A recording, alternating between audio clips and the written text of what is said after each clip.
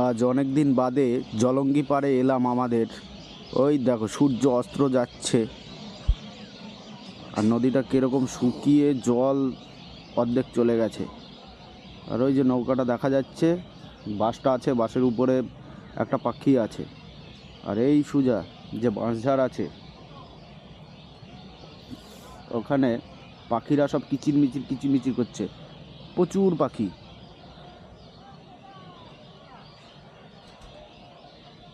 ওইদিকে একজন নৌকো নিয়ে মাছ ধরছে।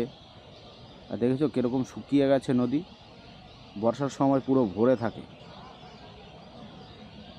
শুকিয়ে জল প্রায় মাঝে চলে গেছে।